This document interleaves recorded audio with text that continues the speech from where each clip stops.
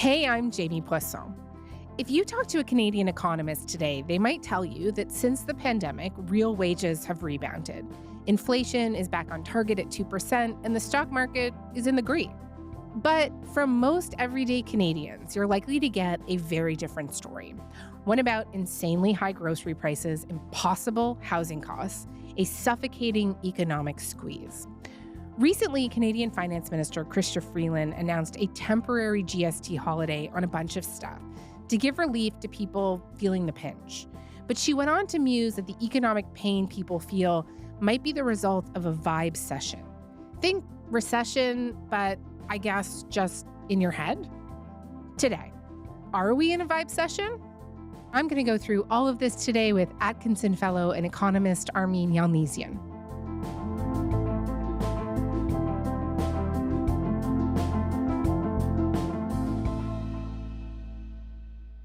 Hi, Armin. Hi, Jamie. So let's start with vibecession, the idea that many economic indicators are in the green, yet lots of folks feel like they're underwater. And what do you think when you hear terms like vibecession being used? Is it accurate? Is it off base?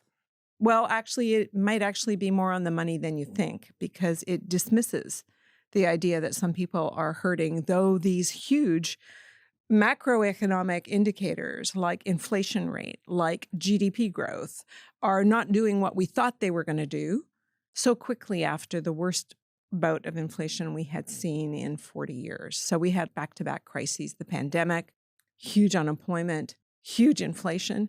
And when the Bank of Canada and other central banks around the world finally got their act together to try and tame inflation, though lots of us, including me, said, this isn't the type of inflation you can tame with jacking up rates, they did it anyway. They jacked up rates at the fastest rate in history.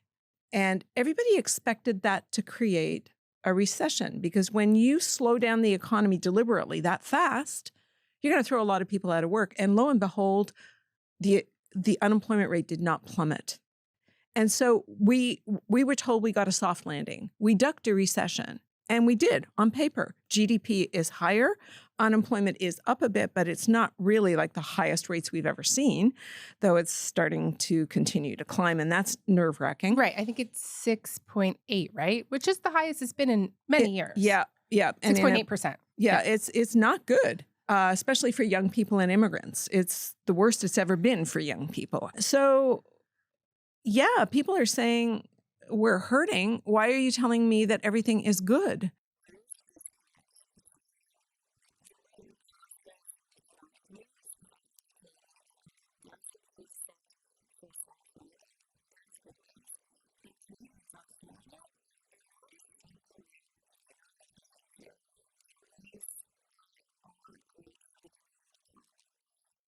So why are people feeling like it's not good? You mentioned wages are up too, but wages aren't up as much as prices are. So there's a distinction between inflation, which is the pace of growth of prices, and the level of prices. So when you take a look at where prices were at before the pandemic hit, we're seeing mortgage rates that are 50% higher now than they were in early 2020. We're seeing groceries that are 25% higher, rents that are 25% higher. When you take a look at the entire basket of what we buy, prices are 18% higher. Most people have not seen 18% increases in their wages. Definitely not. So most people are losing ground. However, the pandemic was also really good for some people. People that had equity were borrowing money to buy other stuff, like big assets, like other houses. And some people got to work from home. They had good jobs, so they got to save money. So savings went up. People were able to buy more stuff. So one group of people did extremely well and are still doing well today. The other group of people are the people normally that get hit the hardest, people that have got low wages, people that got unemployed, people that have to pay more for rent or groceries or the basics. But then a new group is getting hit, which is the middle of the pack. Right. So when the people at the top tell you unemployment's relatively speaking, not as bad as we thought it was going to be. Inflation is now in the sweet spot and we're still growing. We ducked a recession and they're saying, but I am losing ground every month. There seems to be a disconnect between institutions like the central bank or the finance minister and what people are growing number of people are feeling.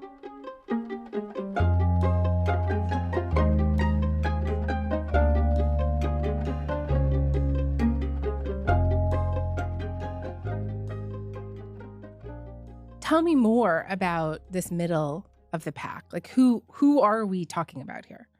Okay, so if you live on your own, the very middle of the pack makes around $40,000 after taxes. If you live in a family, the very middle of the pack is about $100,000. That's about for the family is about $3,000 more after tax than it was before the pandemic started. For the individual, it's about $2,000 more.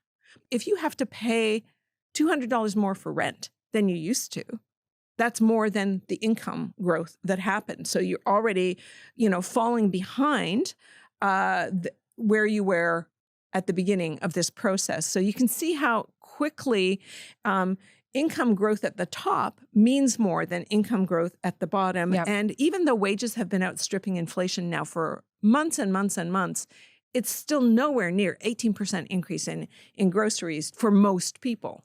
And just elaborate for me a little bit more on what that's done to that bottom of the pack. I would imagine it's had really horrendous consequences for those making the least amount of money. Look, every time a central bank jacks up rates, every time there is some kind of external shock like a pandemic, it is the people at the bottom of the economic spectrum that get hurt the most. They lose the most jobs.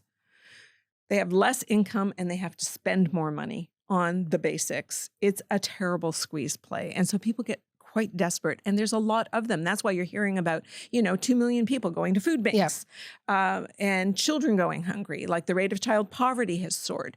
So young families in particular, newcomers, older people that live in areas that are depopulating are really having a tough time meeting their basic needs. For a whole host of reasons, not just inflation, not just because the Bank of Canada raised rates, but because at the same time, we want our tax cuts. We want those we want those $200 checks, and we're not spending on the things we need to spend to offset the costs. I mean, the federal government did a fair bit of stuff in that direction. National School Food Program, dental programs, reducing the cost of childcare, but they're not getting any of the credit for that. That has been some of the biggest changes to household spending capacity, and yet we just want tax cuts left, right, and center, and that hobbles our ability to offset the costs of the basics.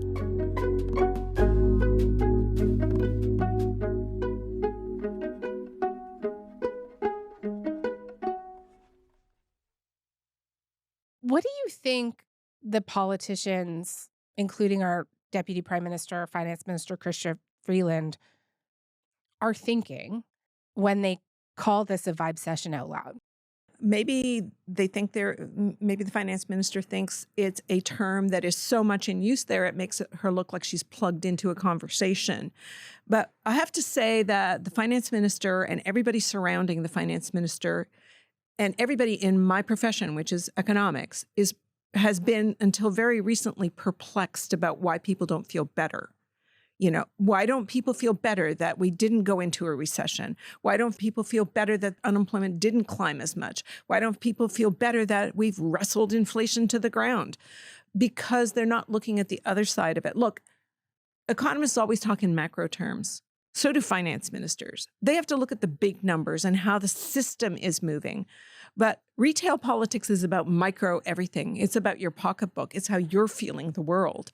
And just because inflation rates have come down, price levels are up at levels that people feel like they're falling behind, and many of them are. Some of them are doing really well. And I bet there's a whole bunch of them that are circling the finance department that did really well throughout the pandemic. And it's just, they don't associate with people that are hurting. So it's not really anecdotally accessible to them. It's not everyday talk. The Bank of Canada made a major cut to interest rates this week. Today, we lowered the policy interest rate by 50 basis points. This is our fifth consecutive decrease since June and brings our policy rate to 3.25%. A jumbo size cut, a big size cut. It's the second cut of this size in just the last few months. And what is the message that the central bank is sending with this cut? Is it a sign that things are going to get better or more affordable for people, or that we are heading into dangerous waters? I'm not going to opine on what the message is saying. I'm going to repeat what the central bank governor said this message is about, that we don't need as restrictively high interest rates as we have had, because it looks like they have controlled the rate of inflation.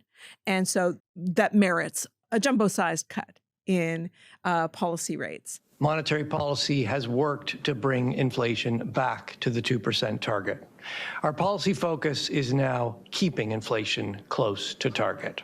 What he also said is, we may cut further because all of their forecasts show that we're going to hit about a 2% level next year. So we may cut further, but we won't cut jumbo-sized anymore. That's it. But we will have to pay attention to what's coming down the line at us because of things like the rollback in immigration, because of the threat by Donald Trump for tariffs, and see if that affects price levels again, pushes them up.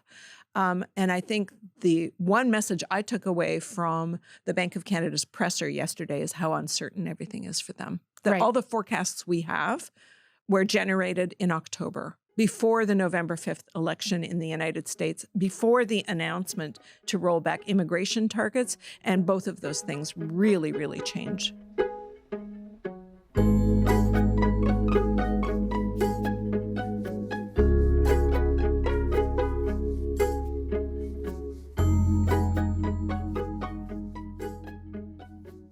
Since I've got you here, this is something that we've talked on the show quite a bit about recently, but I would love to hear your thoughts on what tariffs could do to this country if Donald Trump goes ahead with those threats, or some of those threats, 25% on all imported goods to the U.S., or even less than that. So in both countries, consumer spending is the driver of the economy. And in Canada, our rate of growth of the economy is around 1%, which means it wouldn't take much to push us over into a recessionary place.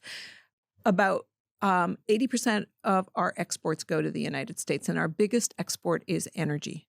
And if the consumer in the United States has to pay more for everything that they import, then they will be buying less. They just will spend less, and that will affect how we make our money. So we will lose jobs here. And if the tariffs go through on some of the items that they've gone through on before, like steel previously, then we'll get retaliatory tariffs. A tariff is a tax, and the consumer pays for it. So not only will we lose jobs because of what happened to demand from the U.S. for our exports, but we will pay more for the things we import, and about 50% of our imports come from the United States. So it's bad news bear scenario. Okay.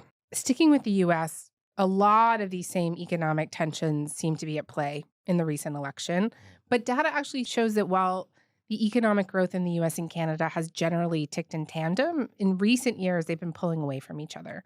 The U.S. is doing better than us. Why?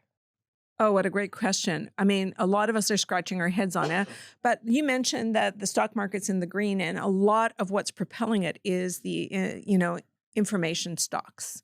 They're called the Magnificent Seven: NVIDIA, Amazon, Alphabet, Google, all of these different IT stocks that have exploded, and they're all based in the United States. So they're attracting a lot of capital from markets that are flush with cash. And that is what's causing their economy to grow more rapidly. And as ours slows, and theirs will too, but that difference is going to mean a difference in policy rates. And that means that our Canadian dollar, the value of our Canadian dollar, will fall in relation to the United States. And that's happening to currencies all over the world because nobody's performing the way the United States is right now. Just how could that affect people like me, people like you? I think now 1,000 Canadian dollars is equal to 600 and something US dollars. So yesterday, $1 American dollar bought $1.30 worth of Canadian goods. So, it took us a lot more to pay for things that we get from the United States. But I just want to caution that when an American dollar will buy 30% more in Canada, we've got fire sale prices going on for assets like housing. And private equity has exploded in the United States. and they have money to buy stuff. So I would really be keeping my eye out for who's going to end up owning our housing stock that we're building left, right, and center when it is that easy to buy more. Right, right. The second part of it, too, though, is when the American dollar is as high as it is, it's great for the arts and entertainment industry. Hollywood North really explodes when the Canadian dollar is so low, because we've got a really skilled entertainment business in the film industry in particular. And it's also great for tourism, because all the businesses that are starting to struggle right now, hotels, basically hospitality, hotels, bars, and restaurants will have more business as people come here because they get more bang for their buck here, especially in the summertime. So it's not all bad news, but for everything we buy from the United States, it's going to cost us a lot more. And we buy a lot from the United States, particularly food and things like cars. I mean, these fire sale prices that you're talking about, this idea that U.S. companies could use their very strong dollar to come in and grab Canadian assets. Are you just worried about that affecting housing, or could it affect other sectors too?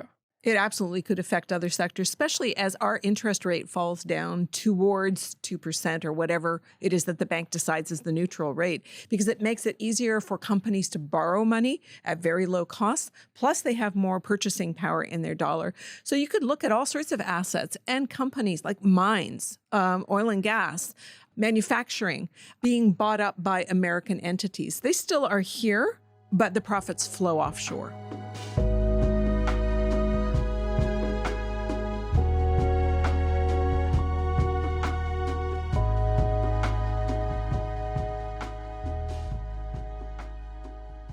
I mean, I want to end this conversation just coming back to the people who are feeling bad vibes, right?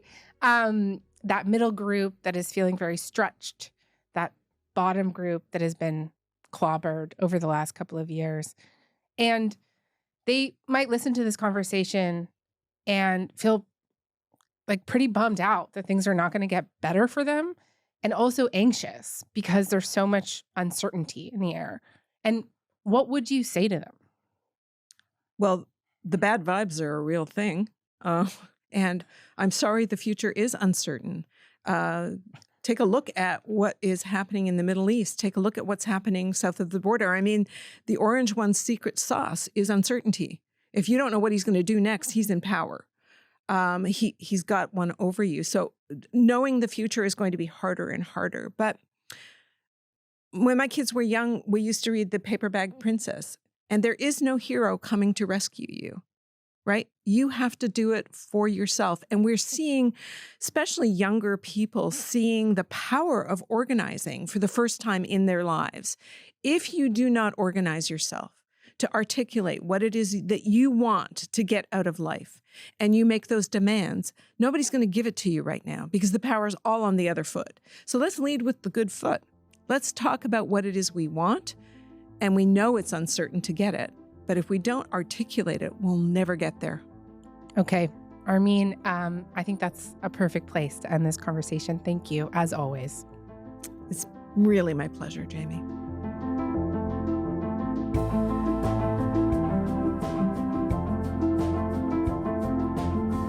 All right, that is all for this week. Front Burner was produced this week by Joyitha Shen-Gupta, Matt Muse, Mackenzie Cameron, Kieran Outshorn, and Matthew Amha. Music is by Joseph Shabison. Our senior producer is Elaine Chow. Our executive producer is Nick McCabe-Locos. And I'm Jamie Poisson. Thanks so much for listening, and we'll talk to you next week.